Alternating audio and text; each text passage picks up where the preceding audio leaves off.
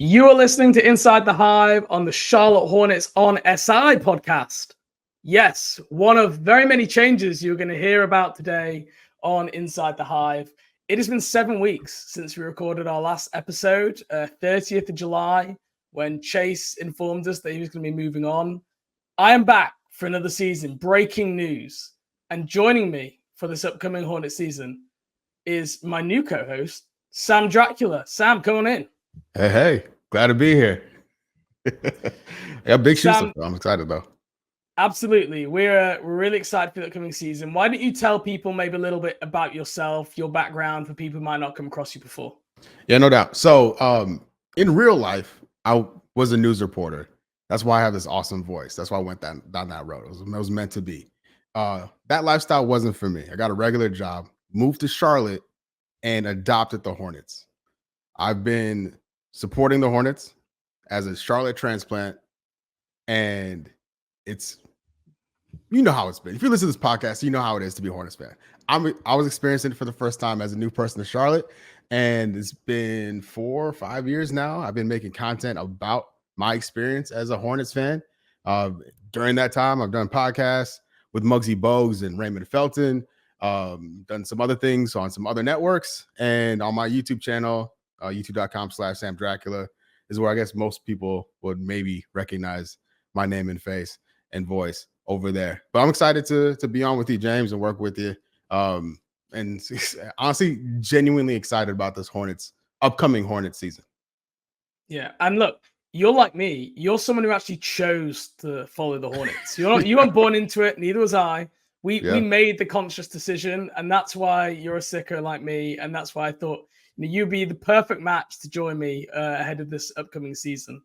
So, it's weird. It was funny because, like, I remember I have pictures as a kid. I grew up in Illinois, and I have pictures, school photos of me in Hornets gear, and I'd never been to North Carolina. I mean, it was just the times, the 90s, like the Hornets, the colors, the starter jackets, that look, the aesthetic was everywhere. I was a victim of it then. Who would have thought it would have turned into this? It's a wild turns. Absolutely. So, in the words of Randy Quaid in Independence Day, one of my all-time favorite movies, hello, boys, I'm back. Training camp is getting underway in under a week. We have an absolute packed episode to get started here to start off the 2024-25 season. In part one, me and Sam are going to be breaking down some of our biggest questions heading into training camp, as well as discussing a very recent signing, which was timed very well just the day before we were going to come on the air again. And then in part two parts, you're going to hear from Synan Spake, the Hornets' new Bally Sports sideline reporter and host of the pre- and post-game show. Synan jumped on with me. We had a great conversation, 10-15 minutes, a little bit about her taking on the role, what she's looking forward to. It was a great conversation. I think you're going to like Synan a lot. I know everybody is sad to see Ashley Sharmady go, us included, but Synan is an ultimate pro. She's very experienced, and she's been working towards this point for a long time. So I think you're going to enjoy that conversation. Last thing I should address. Last time when we announced that Chase was leaving the show, he said he was leaving for a team in the NBA job. What we didn't reveal at the time, and some of you might have seen this, is he was leaving for a job with the NBA team, which is the Charlotte Hornets. There is no better reason for a podcast host to leave a podcast that when they get hired by the team that they cover. Chase is going to be working in the PR team with the Charlotte Hornets. I'm super excited for him. And I want to say this on the record really early. If I say something about like a source, something that's spoken to me, it will not be Chase Whitney. Right. We so bait, yeah. You think I'm going to come on and be like, and so someone told me in the Hornets about this. Like, I'm not going to do that. I would not do that to Chase. I would not put his job, his livelihood, his career at risk. So I don't want anyone out there on these chat forums, Reddit, whatever, thinking, oh, Chase will have told James this. Okay. That is absolutely not something I would do. The other thing to say is I did have some sources in the Charlotte Hornets organization last few years. New story, they all left because basically the whole front office and coaching staff has turned over in the last 12 months. And it is very difficult to build connections and networks overseas when you're not seeing people in person. So I'm going to be straight up with you. I don't have as many sources anymore. Not that I had loads, but I had some here and there. I used to sprinkle some things in here and there. But I'm not going to be linking up as much this season. So please don't go aggregating me. Please don't go throwing out that Chase is telling James things. There is no chance we're doing that, and I want to nip that in the bud really, really early. That's fair. Well said. Right, let's move on to our first piece of Hornets news. Actual exciting Hornets news. The Hornets have come to agreement with Harry Giles on a 1-year deal. Details of the contract I don't think are confirmed yet. Could be an Exhibit 9, Exhibit 10. Could be a unguaranteed 1-year contract. We're not sure yet. But look, normally this year you don't get his names, which probably carry the illustrious high school career that Harry Giles had. He was the number 1 recruit back in, I want to say, maybe the 2019, 2018 draft, was it now? Oh, so he fun fact, he's in the same recruiting class, high school recruiting class as Miles Bridges. In my head, Harry Giles is way older than that, but he's basically the same age as Bridges. Yeah. So I guess, Sam, when you saw that popped up over the weekend, what were your first thing that entered your mind? What was it about Harry Giles that you thought? I love it. My first thought was like, all right, great, more front court help, because the front court needs help. From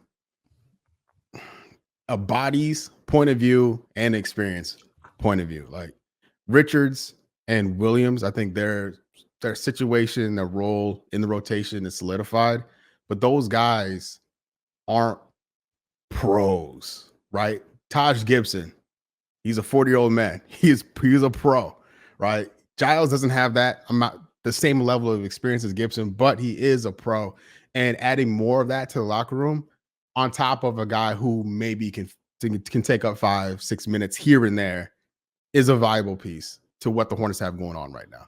And hopefully can teach Williams and Richards a thing or two along the way. I think for a lot of people, the first thing that came into their head was, oh God, Mark Williams isn't healthy. Oh, yeah. Which I understand, because it's tapping into your inner anxiety, right? The Mark is not going to be healthy, and that signing can be you can add 2 and 2 together. I don't think it's got anything to do with that. I'll be really honest. If you were wanting to sign someone as insurance for an unhealthy center, you would not sign Harry Giles. Yeah, that's true. He is another very unhealthy center who has struggled to stay healthy for his entire basically career since he turned 17 years old. He's had 2 ACL injuries on both knees. He's had knee soreness and all sorts of issues with those knees throughout his career. I don't think this is bring in the reliable guy who can just fill in on any night. This is more of an upside swing. Like you said, he's still only 26 years old. He is a Charlotte native from Winston-Salem, North Carolina. UNC fan who attended Duke for college. There's a rare one. Yeah.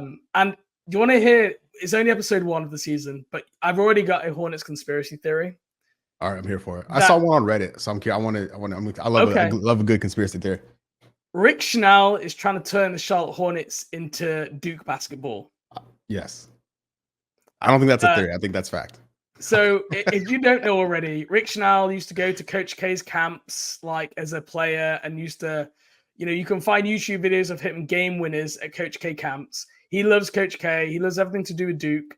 And Harry Giles, there is no doubt that Rick Schnall was a booster for Duke, and that Harry Giles probably, he will have played a part, or his funding at some point will have gone towards recruiting people just like Harry Giles. So bringing a Dookie guy in who's from North Carolina, I can already see it. Where's training camp this year? At Duke, right? That you can start to see these things beginning to add up. So we'll keep an eye out for more Duke connections as we go forward here. Maybe in the lottery, maybe in the draft lottery, maybe. Duke, you know what I'm saying? I mean, there's definitely some interesting names this year, that's for sure. SAG for flag. I'm here for it. Yeah. But Harry Giles, you might be wondering, where did this guy happen? He was actually with the Nets last year, with Jeff Peterson, who's with the Brooklyn Nets at that point. Came into training camp, probably in a similar situation as he was, fighting for a roster spot. Made the roster. Then they ended up having to waive him at the trade deadline because they had to complete the Dennis Schroeder, Thad Young trade, where they sent out Spencer Dinwiddie. So he was kind of a numbers victim, really. And from what I understand, I did some digging, spoke to some Nets people. A lot of fans wanted to see more of Harry Giles last year. He's like a really interesting, 6'11", really high post passer, can dribble, finish around the rim. Definitely like a good playmaking center. And they had so many injuries last year, and he just never got in the game. Jacque Vaughn just never played him. And Nets fans were kind of frustrated about it. He ended up signing on with the Lakers on a two-way contract before he ended up getting waived or not released or retained this summer, and is now ended up back in Charlotte for, it might be really his last chance at the NBA. This might be it. Yeah. Which unfortunately has been a running theme here, guys. When you look at guys who leave Charlotte, they end up either retiring around the league or in like playing overseas. That's a part I don't like. But to your point, it is upside. It is insurance. And if he makes it out of training camp and shows out, it's free money. Is this the 15th roster spot? I know we don't have actual details, but it feels like the third two-way spot and the last 15. If it's not, then that's up for grabs as well. But I'm really okay with that. If it being a center at least, a big at least. I like the attention on that part of the floor. That would be four players who play exclusively center on the roster in Mark Williams, Nick Richards, Taj Gibson, and Harry Giles. And then you've also got Grant Williams, who showed, I mean, we don't know if he actually will in a real NBA team, but last year he also played some center as well. Right. To me, that feels like a lot of commitment to one position for four players who are pretty inflexible. I almost wonder if this is like, I think he has a chance if he really earns it. I think he has a chance if there's other injuries in the front court. Maybe there's a world where it's like Taj Gibson versus Harry Giles to battle it out for the roster. But I don't think Taj Gibson would sign up for that in like July. I don't think he's signing up for that deal here in Charlotte. I think you bring him in knowing that he's here for the year. Yeah, I don't know. I looked at the Gibson signing as purely just a mentorship position, like our version of Udonis Haslem. So I don't view Gibson as a contributor at all on the court, and Giles could be that guy, that veteran center. What I saw on Reddit was people thinking, all right, this is a Nick Richards plan. This is a plan to move on from Nick Richards, who I believe is this the last year of his contract, or does he have one more after this? I'm not sure. But if Mark Williams is Mark Williams, the guy we all expect him to be and hope he can be, then and the Hornets aren't winning as many games as maybe we'd like them to win around deadline time, Nick Richards is a viable trade piece for a team that needs backup center minutes. And I think Giles could be a move to set up another move later if he stays healthy and clicks and all that stuff. Yes. So Nick Richards has another year in his contract after the season. So he's under contract for the next two. That's a very interesting point. I hadn't quite connected the dots that far. But yeah, if Nick Richards probably is one of the candidates that if you're wanting to sag for flag or whatever else you want to call it, like he is one of the guys who can make some sense. And you've already seen, right? There's teams out there that need centers. New Orleans, desperate for a center. New York, desperate for a center. And just found out today, Mitchell Robinson's going to miss the first 2 months of the season. So I think their centers right now are Jericho Sims and Precious Achua, which is, very undersized for a Tips team. So absolutely, that could be some next level thinking, but that could be something in play here. I guess one of the last things I want to mention about Giles, I read a quote when he signed with Brooklyn last year, where he said, "I always remembered how big they were on their performance staff, and I was like, whoa, with my injury history, I need that." For that player to sign in Charlotte after their injury track record for the last 2 years, is that not the best evidence we've seen of a change in perception among NBA players and trust in this new performance and medical staff? Yeah. If anything, it'll be a great test case, right? Yeah. Along with the other injured players we had last season. But to your point, if Charlotte can become a destination where guys can trust not only the front office and coaching staff, but the medical team that will go. That goes a long way. The players and coaches are throwing around the phrase Hornets DNA, which really doesn't mean anything. This is a chance. This stuff makes Hornets DNA mean something. Has a chance to make that mean something going forward. So, no, that's a beautiful thing. If he can string it together, again, it's found money. If he can suit up and be a bench contributor at the 5. Yeah. And if you're unsure like what type of player Harry Giles is, because right, it's been a minute. Like he's not really played meaningful NBA minutes since 2021. So I didn't blame you for going, wow, what was Harry Giles' play style? Essentially, he is a playmaking center, quite turnover prone, but likes to put the ball on the floor, likes to make kind of flashy passes from the top of the arc. Not a great rim protector, but a good rebounder. Doesn't really shoot the 3, but likes a lot of mid-range pull-up shots. So you can probably see why he's not made it in the NBA now, even when healthy, because he's not a great rim protector and he can't really shoot the ball from 3. And if you can't do one of those two things and you play the center position, there's a pretty narrow alley for success. But he has shown some touch. If he is healthy, which is always the big if with Harry Giles, he might have a little bit more pop, can hopefully protect the rim a little bit more. But that is the kind of thing that you'll expect here, and should definitely be an interesting to see how he goes here in training camp. Yeah, no doubt. Again, like I hope that another adult in the room will really help out this young core. Because even from just it doesn't matter the sport, you hear it all the time about veteran leadership in locker rooms, how important that can be. And when this team, the future of this team is in the hands of basically 3 guys, and all those guys haven't really done anything in the NBA yet, like in the grand scheme of things, having grown adults in the mix will go a long way. Yeah. And I think that's why one of the reasons, I mean, we've not spoken about this, but I was so supportive of the Taj Gibson signing for that reason. And like I've been saying for the last 2 seasons before this one, why aren't they signing any veteran guys? Where's the leadership? Like, why are we relying on Gordon Hayward? That's not what Gordon Hayward's about. He's a good player at the time when he signed him, but he's not the guy who's going to come in and bring people together and unite people. That's not his style.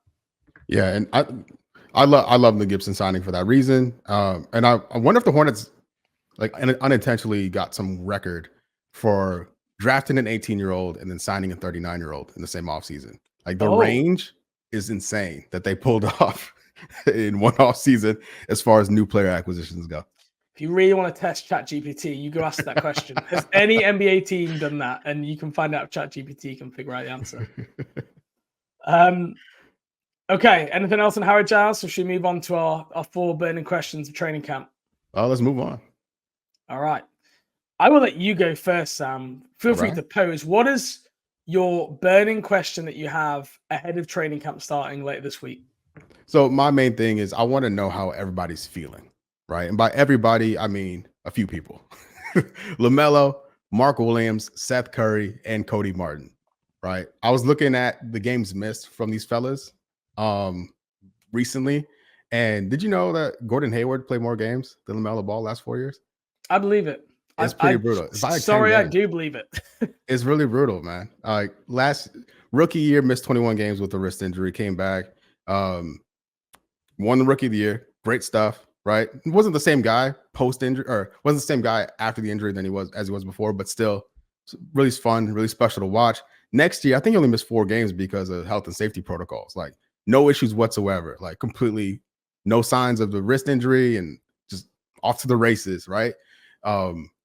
All-star, like great stuff. And then all of a sudden, ankle, wrist, ankle, done. And we saw last year how the ankle injury affected his offseason, which delayed his training camp and everything. Started the season with a minutes restriction. And then when he finally got going again, he got hurt again. So I want to know how he's feeling. There's some photographs of him wearing ankle braces. If I want to see if that's a part of the program to keep him available and ready to go, because this team doesn't have a chance without him, and they need him right. Absolutely need him right. Similarly, Mark Williams, right? To jump ahead a little bit, with him, man, like 82 games is a regular NBA season. That's 1 year service time, and Mark Williams is going into year 3 with 62 games played. And that's concerning because the Hornets have to pay him in 2 years, and we don't really know who he is yet. As a contributor, we've seen some crazy flashes from him, but we also saw him disappear a little bit.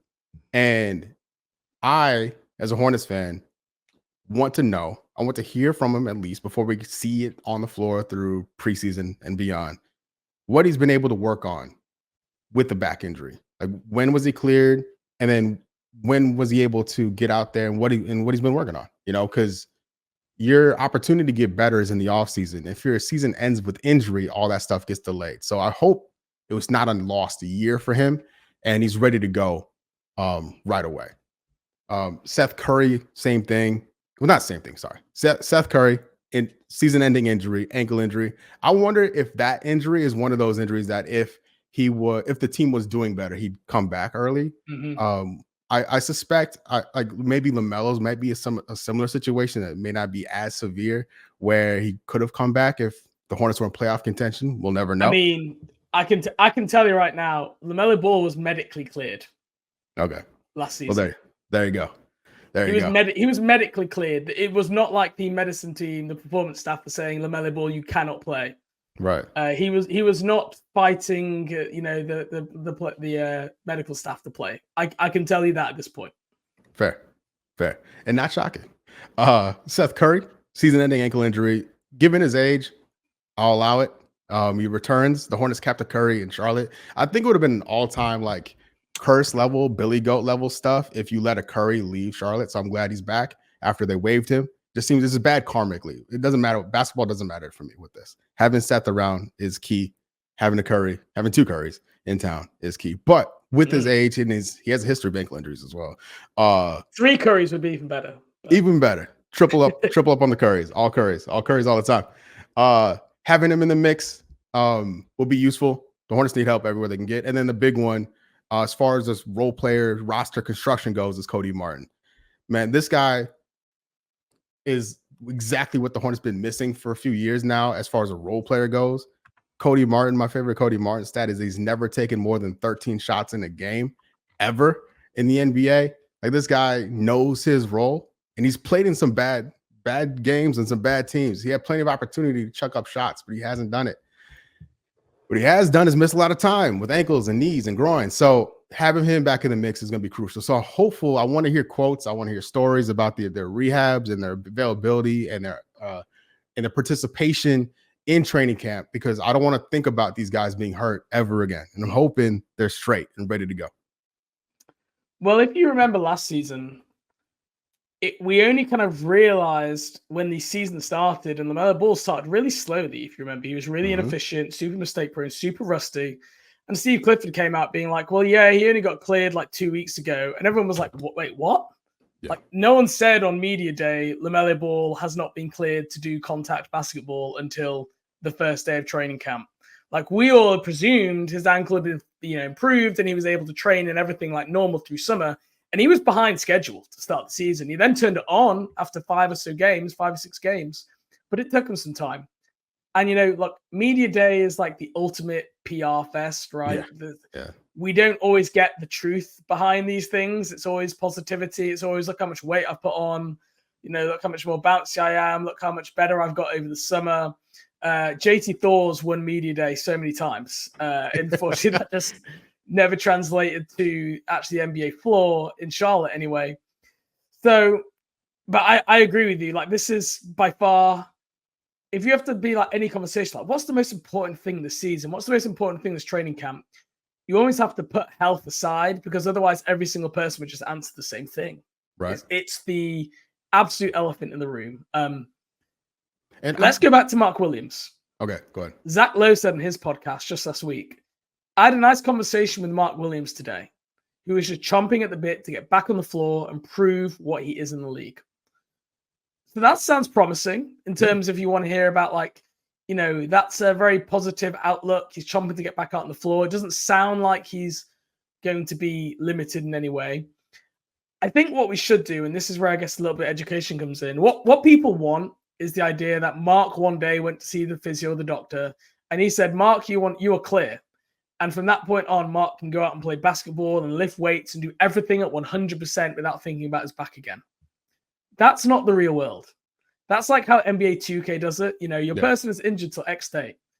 In the real world, okay, he's a 7-footer who's had a back injury. Probably for the next 12 months, 18 months, maybe the rest of his career, they're going to be managing through preventative treatment to stop that. Right. So maybe he won't lift as much as he did before. Maybe whenever he does play or scrimmage, he'll have something on his back because it's preventative care. That is probably something that Mark's going to deal with throughout the season. So I wouldn't suddenly start panicking if you see Mark with a wrap on his back or if you see Mark getting a rest day here or there. These are 7-footers. You put a lot of stuff through their body. I don't think you're just going to suddenly get a clean bill of health, 100% off you go back out. I don't think that's quite how it works. And there's also a mental side to it as well. Having that mental confidence that your back is ready to go and it's not going to flare up or get re-injured or something like that. Or there's that, or there's always that potential of you're overcompensating with, you have one injury and you're overcompensating and maybe you injure a knee because you're thinking about some different place, not landing correctly. So yeah, making sure your head's straight is also very important into this mix. LaMelo Ball, ankle brace gate. I'm so bored of it already. I was bored of it last year. There's going to be 100 questions on media today about if he's wearing ankle braces or not. I hope he just gives a really simple answer. I had Jeff Stotts, the NBA injury expert, on this very podcast last season. We talked about that. He basically said there is no evidence to suggest that ankle braces do anything, and that the best brace is your body if you train it right and if you rehab correctly. And that has continued to be the same way. So again, I really don't care about ankle braces. I do buy into, I guess, a little bit the idea of why not just try them when you've had this many issues? Show the fan base that you're trying. But again, if he feels like it's limiting his performance, I don't really get that side of the argument. But I can already see the whole conversation about ankle braces and the LaMelo Ball is just a little bit toxic, and I just find it boring. But you're absolutely right. If they don't have him, this team will be a sub-30 win team. He is essential to everything they do. And the biggest worrying thing, and I've talked about this before, is all of his ankle injuries, very few of them looked serious. They weren't he rolled his ankle massively. He was standing there and then basically was in pain.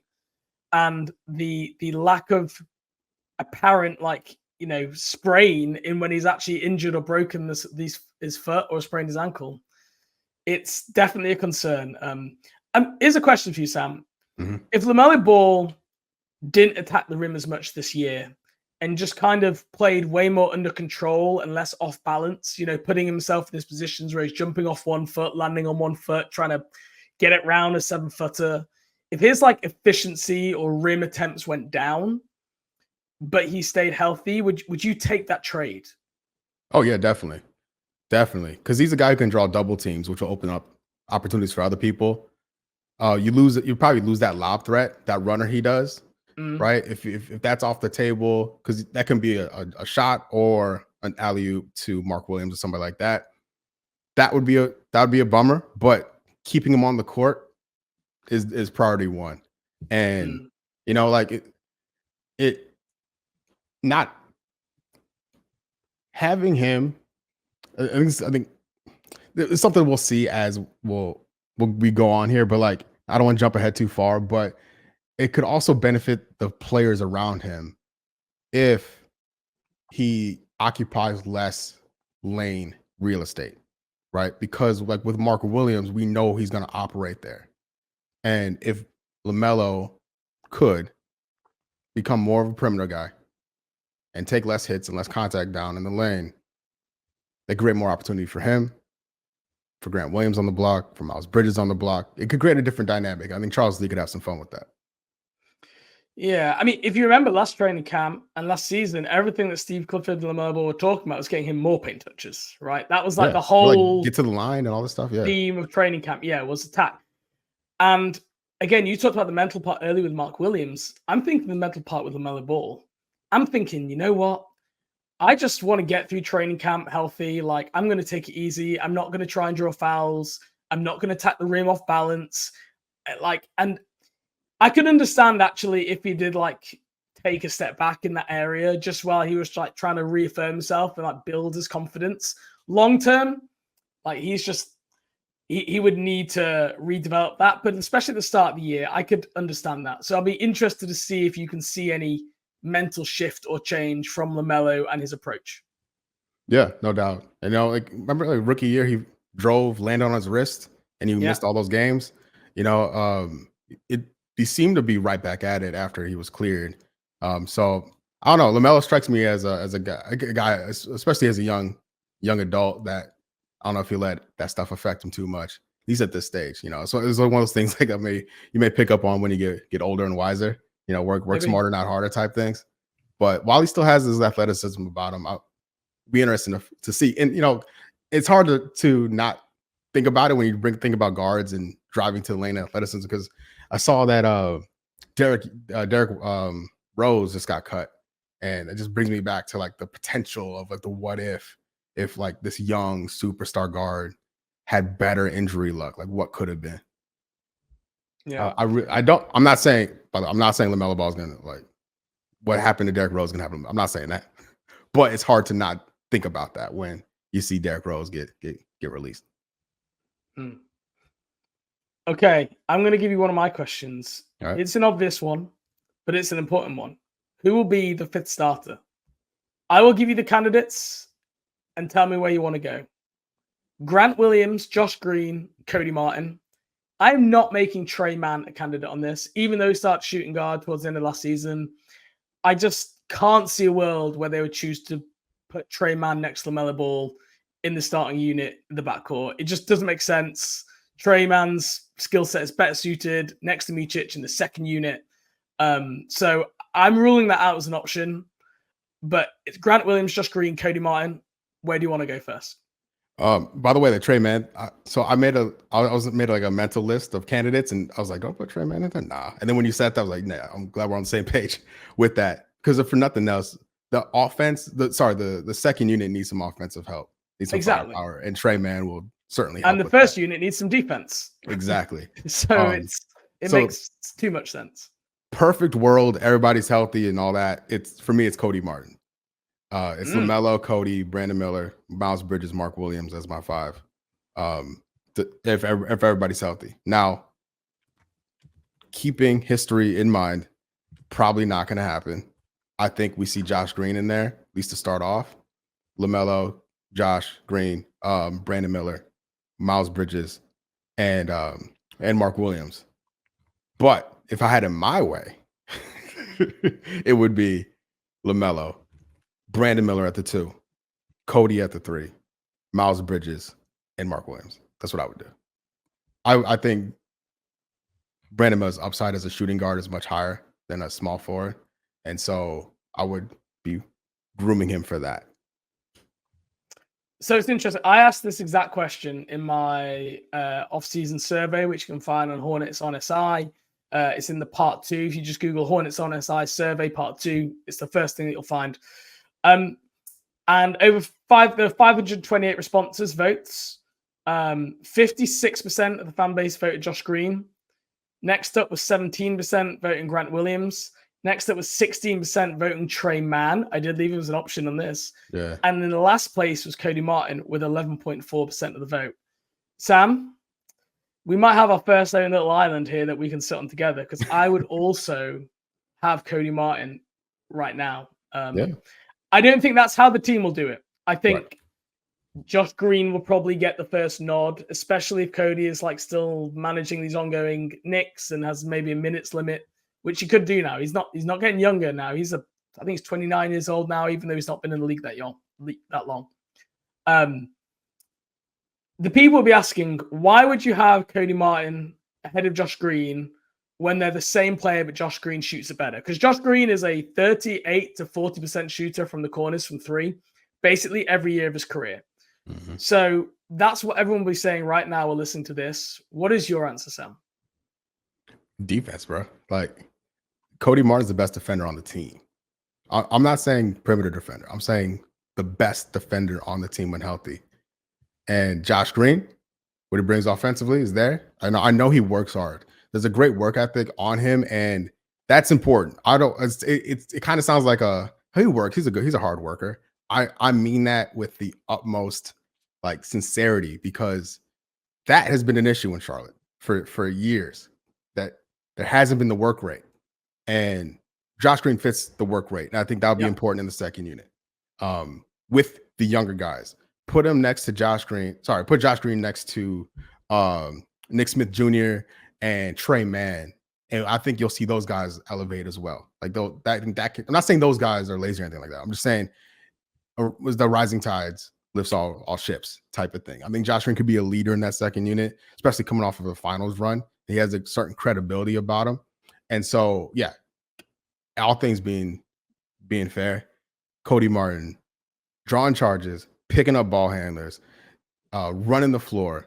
He checks all the boxes, and he's not going to take up any of the offensive equity to go along. Like I mentioned, he's never taken more than 13 shots in a game. Like he knows his role in that squad. Yeah, so I agree that I think Cody Martin is a better pound for pound defender than Josh Green. I think Josh Green probably fits more of the 3-and-D program, but like if you look at defensive EPM, which is defensive effective plus minus, which look defensive advanced stats in the NBA are great. They don't tell the whole story for anything, but that's widely regarded by people who work in the league as the most accurate of the ones that are out there. He's a minus 1.7 defensive EPM, which I know you'll be listening to this saying, what the hell does that mean? To put this, he's tied with Kelly Olynyk in that stat. That puts him probably in around the bottom 20% of defenders. He suffers from what I would call a little bit of Kelly Oubre syndrome, where he kind of like gets down in the stance and puts his hands out, and you're like, oh, he's really defending. Yeah. And he visually looks like it, but then it doesn't quite translate to defensive impact on the court. It's true that he plays with level of physicality. He is a point of attack defender. He's really good in transition, which is actually one of the reasons why I think they might start him, because I think they want to run and play fast in this. You're going to hear this a lot in training camp, by the way. Run, play fast. It always happens. I'm so glad. And he is, he is a transition threat. Probably where he plays some of his best offense is basically shooting open threes and being in transition. The shooting, which a lot of people will point to, is the big selling point. The tiebreaker between him and Cody Martin. He's just played with Luka Doncic, who's probably the greatest passing to corner three-point shooters maybe in the history of the NBA. Like, no one delivers the ball on a open shot diet like Luka to guys perfectly in the corner. I just don't think he's going to get the same quality of looks in this team. You can say LaMelo Ball's a great passer. That's true. He is nowhere near in the same hemisphere as finding guys open in the corner as Luka Doncic. He's all-time. And that's why Josh Green is so perfectly blended to that situation. And I have to just presume there'll just be a little bit of regression there, playing in a different system which doesn't generate as many corner threes as the Dallas system because of the personnel that they have. So if he's shooting like 35%, and all of a sudden the difference between him and Cody Martin isn't that big as the three-point shot, then at that point, then I would give the nod to Cody Martin. Yeah, so I just want to just double back on what you mentioned about pace, because I was looking at, because when you think about the starting five, and it's like, all right, who fits the best around LaMelo Ball, Brandon Miller, and Mark Williams, right? Ball, Miller, Williams. Are people calling them BMW? Is that a thing? If not, it should be a thing. Maybe you can have that for free. We could be on for that. We could be on that. I like it. I don't want to cut. I don't even want to cut. I just want to just make it happen. Just make that a thing. So from this point forth, if you hear me say BMW, that's who I'm talking about. We saw them. You know how many games they played together, by the way, just off the top of your head? What, Bridges, Miller, and Williams? Oh, Ball, Miller, Williams. Ball, Miller, Williams. Last season it'll be like 12. Exactly 12. Yeah. 153 minutes. So very small. I didn't cheat there. I know I took a time, but I was figuring out who you were talking about, because I was going to say Bridges, obviously because of his suspension, he played like 2 games with Ball before then he got injured. So I was. And for the record, I don't have him in this grouping because of the age profile. Like, these guys are basically the same ages, and Miles Bridges he's not old, but he's considerably older than the other ones. And so when you're just projecting out the best fits in the long-term future of these things. By the time Bridges is 30, these guys can be entering their primes. You know what I'm saying? So Ball, Miller, Williams, BMW, they put 4% of all the minutes played last year were them three on the floor. And their pace as a trio out there, 101.92. Now, that is, I think, just a hair under the Indiana Pacers when you're just talking about fast. Yeah. Like, if we're playing the everybody's healthy game with LaMelo, Brandon Miller, and Mark Williams, I know it's a different coaching staff, but I think it's fair to assume that those boys are going to be running. And so having runners out there, guys that push the pace, makes sense when you're just talking about building out building out a starting lineup. No, I completely understand. I agree. And I think that's probably one of the arguments against Grant Williams as well, who is also a candidate here. Like, if you had Brandon Miller at the 2, shift Miles Bridges to the 3, he's played some of 3 in the NBA. He's played a lot more 4. I think 75% of his minutes have been there.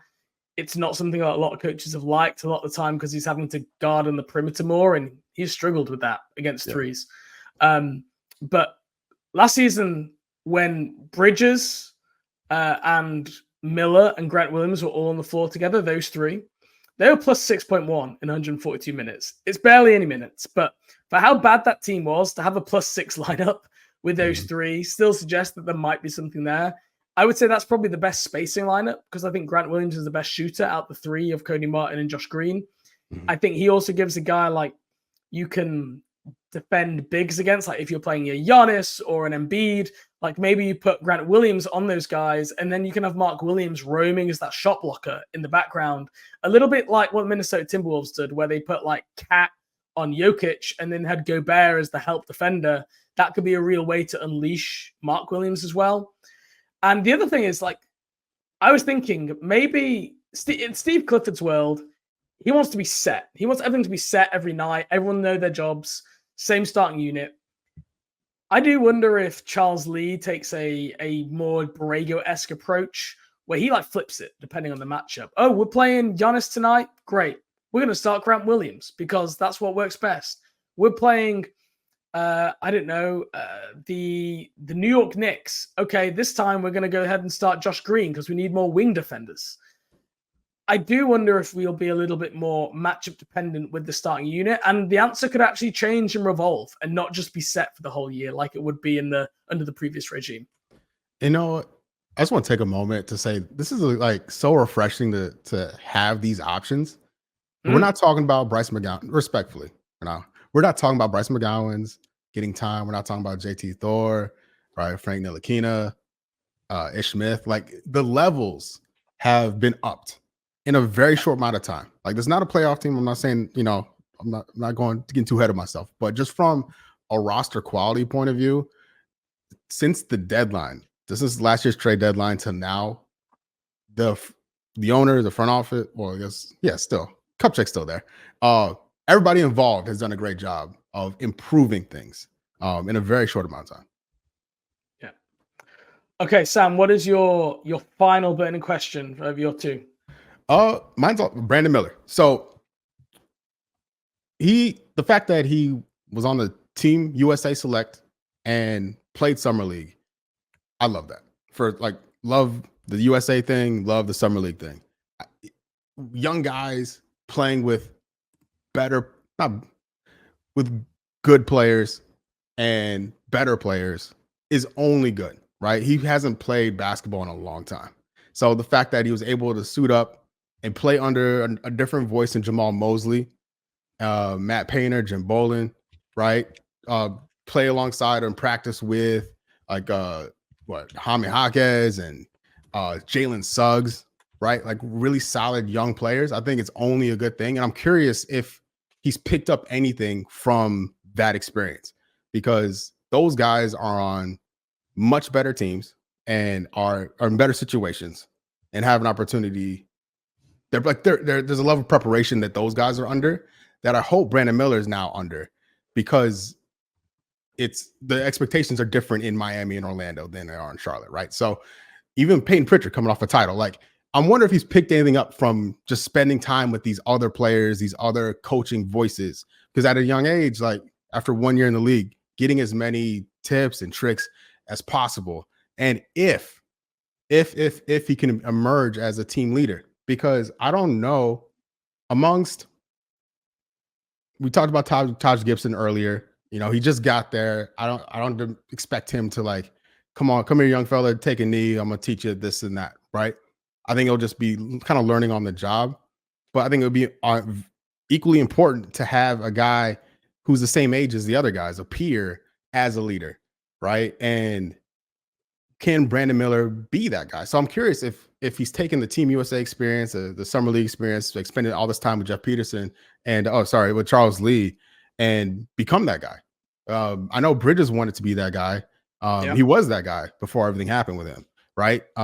Especially during the bubble years, like you could hear it through the screen, right? When there's no crowd in the building, Miles Bridges was the vocal leader of that squad, and he still may be to this day. But I think having a peer, a young voice, and I think Brandon Miller is a perfect candidate to be that guy. And I'm curious if we'll see signs of that as we get through training camp and then proceed through the process. I think the question about Team USA basketball and being part of the select team is a fascinating one, because we heard things coming out of that camp about Cooper Flagg and about other players. There was nothing we've heard from Brandon Miller. We've not heard him talk about it. We've not heard anyone else say about how he looked. It has been radio silence. So that's one of the questions actually on my list for Brandon Miller on Media Day. So we might hopefully get an answer to that. In terms of the leader aspect, I'm not expecting it. I think Grant Williams and Miles Bridges are probably going to be the leaders in this team. I think we often try and like put you're the future face of the franchise or could be the best player. We like to put that like leadership responsibility on that player too early. And I'm a little bit worried. Like, I just want Brandon Miller for now to kind of show traits, yes, but still focus on his game, establish himself.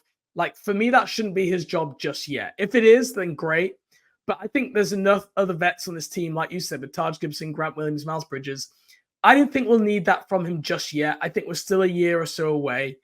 But I am interested to hear about the Team USA stuff. But look, if I was to be proved wrong, what a great problem to have. I would nothing make me happier than to find out that Miles Bridges, everyone's going, yeah, he's the leader of this team.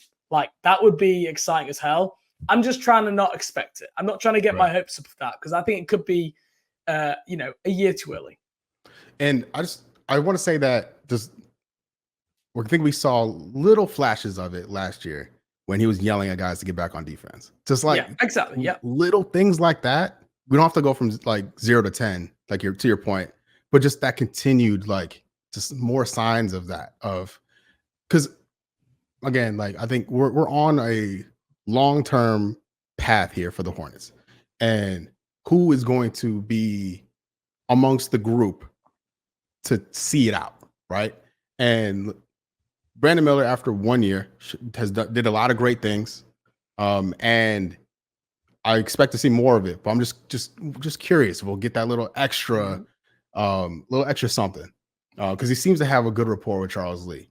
And that's like those little things, like are something there or nothing there, and we'll find out. We will. Okay, my final question is, how far away is Tidjane Salaün? He is the youngest player in the NBA this season. We went through the pain of covering last year as journalists, as content creators, on podcasts, on articles, all to get a good draft pick, which was Tidjane Salaün. And I feel like nobody's talking about him. Partly because no one knows much about him because he played overseas, and we know, unless you're someone like Victor Wembanyama, you just don't cut through the NBA kind of culture to really be known about. And then in Summer League, it was really difficult to gauge. Like, he had that injury, laceration on his knee. So he was like playing a little bit off the bench in some of the games, not playing in the next game. It was a really kind of difficult scenario for him to learn much, I think. He's still learning English, like literally living in another country for the first time. He is not one of these, I don't know, overseas players like Killian Hayes, where Killian Hayes had spent so much time over here. It wasn't a transition for him. He's like, I think had maybe an American father or something like that. And he is full on transitioning to a new place, and that's going to be a lot for him. I think the preseason is probably where we might see him most. I don't expect to see a lot from Tidjane Salaam this year. I don't expect him to be a rotation player in the NBA this year. I think he will be probably a guy who gets minutes if there are injuries and probably gets more minutes in the G League than in the NBA. You know, if you take out garbage time after the end of the game's already finished. But the things I'm looking for is like any outlier skills, the things like the offensive rebounding, the hustle, the energy. Does that translate? That we saw like glimpses in the Summer League. And then can we see improvement as the year goes on? Those are the key things I'm looking at for Salaam. But we're going to hear some quotes, right?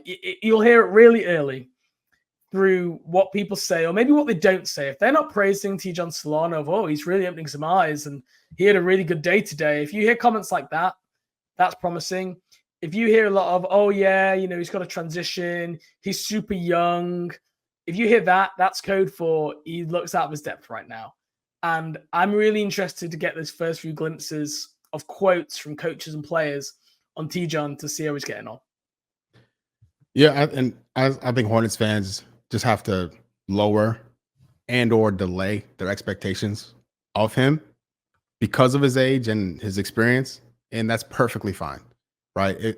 I don't think he plays for Charlotte this calendar year, right? And I think when we get past the deadline, when the Hornets' fate is somewhat like focused, are they in the play-in picture? Are they in the lottery picture? Will go a long way to determining how much he's used. But for me, at maximum, my hope, my expectation is for him to be a corner 3 guy, just at minimum. Sorry, at maximum at this stage. If he could do what JT Thor was doing by the time the season ends at this stage and build on that from the offseason into next year, I'd feel much better about the pick. If we're in April and he is playing 8 minutes a game with some like 2 or 3 attempts, something like that. Just firing up shots. If he can get to that point, I'd feel good about it. All right, Sam, that brings us to the end of our burning question segment. That is the end of part 1 of the podcast. Thank you very much for everyone tuning in for part 1. We hope you enjoyed it. It was a really good intro discussion, setting the scene ahead of training camp opening. We're going to have a ton of content coming here in the next couple of weeks. Media day, preseason. We're going to be breaking it all down. The podcast is not finished. You'll see on your ticker. You still got time left. In part 2 coming next, we have Synan Spake, the new sideline reporter and host for Bally Sports, going to be talking about taking on the new role, replacing Ashley Shomedy. I had a great 15-minute conversation with her. We did a bit of a quiz game at the end about quotes of Eric Collins and Del Curry's. Could have maybe done a little bit better, but you need to listen to find out. It was a good, fun conversation, and I think Shannon's going to be a great addition to the broadcast crew. So thank you for listening in. You will hear me in part 2 with Synan Spake, and we will catch you next Tuesday, where we'll have more news and reaction out of the first few days of training camp and maybe media day.